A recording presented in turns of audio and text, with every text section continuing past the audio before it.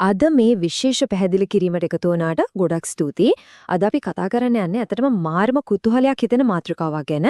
ඒ තමයි අපි හැමෝගෙම එදිනෙදා ජීවිතය පාලනය කරන ඒත් අපිට වැඩි නොපෙනෙන චලිතයේ මූලික නීති රීති. ඉතින් කිසිම කම්මැලිකමක් නැතුව මේ ගැන සරලව වගේම රසවත්ව අපි කතා කරමු. මේ භෞතික ලෝකයේ තියෙන ඕනෑම දෙයක් හිතන්නකෝ හදිසියෙම චලනය වෙන්න පටන් ගන්නෙ ඇයි? එහෙමත් නැත්නම් වේගයෙන් යන දෙයක් එකපාරටම නතර වෙන්නේ කොහොමද? මේ දේවල් පිටිපස්සේ තියෙන අපේ පියවිය ඇහැට නොපෙනෙන ඒ අద్භූත බලවේග මොනවද කියලා අපි කවදා හරි කල්පනා කරලා තියෙනවද? අද අපි මේ ප්‍රශ්නවලට නියම උත්තර හොයාගන්නයි යන්නේ. හරි අපි කේලිම මාතෘකාවට බහිමු. හිතන්නකෝ මගදිම කෙඩිලා නැවතුණු ලොකු බස් එකක් තල්ලු කරන පිරිසක් කොයිතරම් මහන්සි වෙනවද කියලා. සම්පූර්ණයෙන්ම එකතැන තියෙන ඒ වගේ දැවැන්ත යකඩ ගොඩක් චුට්ටක් හරි ඉස්සරහට යවන්න මේ වගේ අතිවිශාල ශ්‍රමයක් අවශ්‍ය වෙන්නේ ඇයි?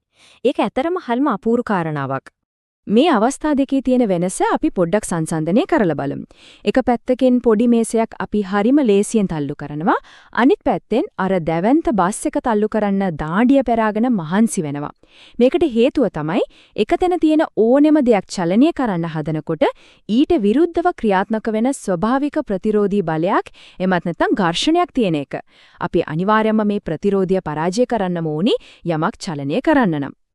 මේක තවත් පැහැදිලි කරගන්න අපි භෞතික විද්‍යාවේන සමතුලිත බලය කියන සංකල්පය පාවිච්චි කරමු. සරලවම කිව්වොත් අපි යොදන තල්ලු කිරීමේ බලයයි පොළොවෙන් එන අර ප්‍රතිරෝධී බලයයි හරියටම සමාන වුණොත් මොකද වෙන්නේ? අර වස්තුව හෙලවෙන්නේවත් නැහැ. මොකද මේ බලයන් දෙක දෙපැත්තට ඇදිලා ගිහින් ප්‍රතිඵලය බිඳුවක් වෙනවා. හරියට කඹය ඇදිල්ලගේ දෙපැත්තම සමාන වුණාම කඹේ එක තැන තියෙනවා වගේ වැඩක්. එහෙනම් මේ චලනයක් කියන එක ඇත්තටම ඇති වෙන්නේ කොහොමද? අපි යොදන බලය අර කියපු ප්‍රතිරෝධී බලයට වඩා වැඩි වුණොත් විතරයි මේක වෙන්නේ. ඒ කියන්නේ අපි අසමතුලිත බලයක් නිර්මාණය කරන්න ඕනේ. අන්න ඒ වෙලාවට විතරයි අර එක තැන තිබුණු වස්තුව චලනය වෙන්න පටන් ගන්නෙ. කොටින්ම කිව්වොත් චලිතයක උපත සිද්ධ වෙන්නෙම මේ අසමතුලිත බලය නිසා. දැන් අපි බලමු කරත්තයක් අදින ගුණෙක් දිහා. මේකෙන් අපිට ගොඩක් වැදගත් දෙයක් ඉගෙන ගන්න පුරුවන්. බලය කියන්නේ නිකම් ප්‍රමාණයක් නෙවෙයි. ඒක භෞතික විද්‍යාවේ හැටියට දෛශික රාශියක්. ඒ කියන්නේ අපි යොදන බලය ප්‍රමාණය වගේම අපි ඒක යොදන දිශාවත් අතිශයින්ද තීරණාත්මකයි. කරත්තේ ඉස්සරහට යන්න නම් අනිවාර්යයෙන්ම බලය යොදන්න ඕනෙත් ඉස්සරහටම තමයි. අපි හැමෝම ආස කරන අපිට හුරු පුරුදු කැරම් ක්‍රීඩාව ගැන පොඩ්ඩක් හිතමුකෝ. වේගෙන් ගහන කැරම් මිත්තෙක් ටික දුරක් ගිහිල්ලා නතර වෙන්නේ ඇයි?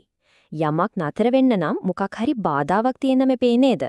ඕ ඒ බාධාව තමයි කැරම් බෝඩ් එකේ පෘෂ්ඨය මත තියෙන ඝර්ෂණය. මේ නොපෙනෙන ඝර්ෂණය නිසා තමයි වේගෙන් යන ඉත්තා ටිකෙන් ටික ස්ලෝ වෙලා අන්තිමටම නැවතිලා යන්නේ.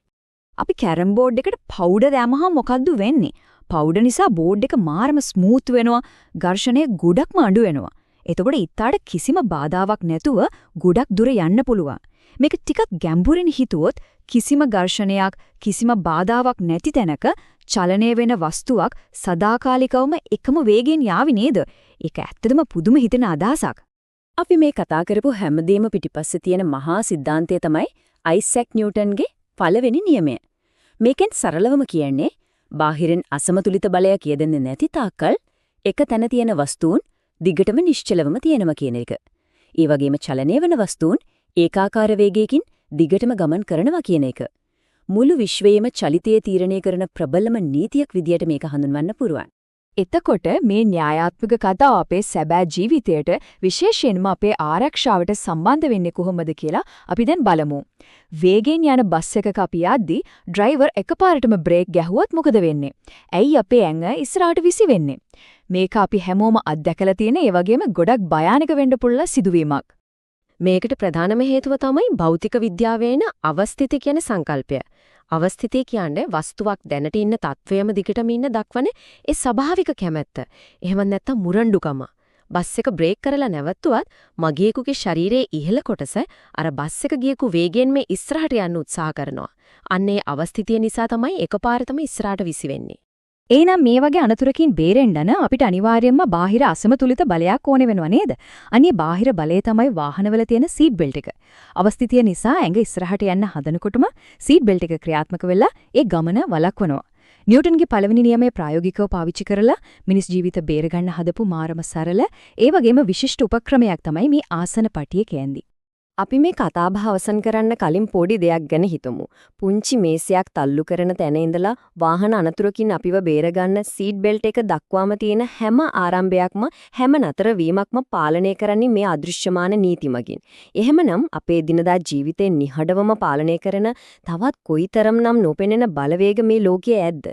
ඒ ගැන හොයලා බලන එක ඇත්තදම අපිට ලොකු කුතුහලයක් ගෙන දෙනවා නේද? මේ ඉදිරිපත් කිරීමෙන් අලුත් දෙයක් ඉගෙන ගන්න ඇති කියලා හිතනවා.